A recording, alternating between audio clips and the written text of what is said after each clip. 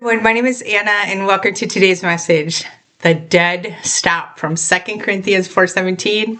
For our light and momentary troubles are achieving for us an eternal glory that far outweighs them all. Did you know that there are times when God will stop you from moving forward and allow you to have trouble? Are you confused by the fact that I just made that statement? Well, let me explain. What do you think God's purpose is in allowing you to have trouble and allowing you to be frustrated? Why would He want to stop you and not keep things moving? Well, it's because He needs your attention. He has something planned, and well, we just aren't being obedient or cooperating.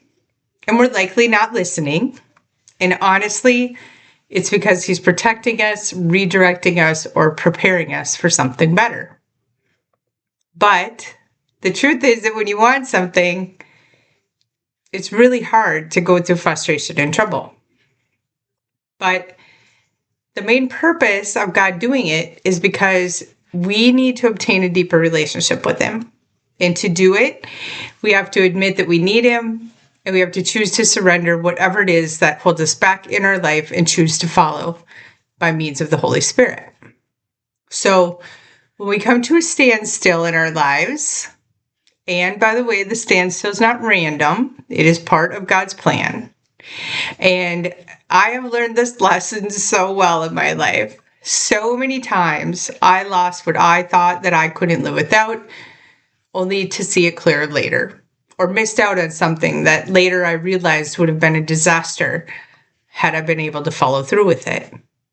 And many times I have been in a hurry to move ahead, and I took matters into my own hands, only to have it end terribly. I wanted to be in control, and I want to make things happen on my time frame. But the truth is that I've learned that rushing ahead of God's will has caused consequences and missed blessings. And it's caused God to go silent. And it's taken me some time to figure it out. And when I thought about it, I thought, gosh, that's terrible. But like any father does, it is simply a lesson in love. But it took me a long time to understand it.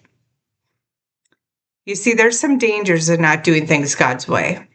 And we as humans, we think, oh, what the heck, I can handle it. But rarely does it ever turn out in the end as good as it would have with a little help from God.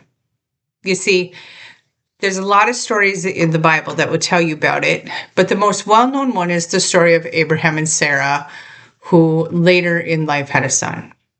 You see, God had promised them a son, but they were impatient in their waiting. And Sarah suggested that Abraham take their servant Hagar as his wife so that they could have a child.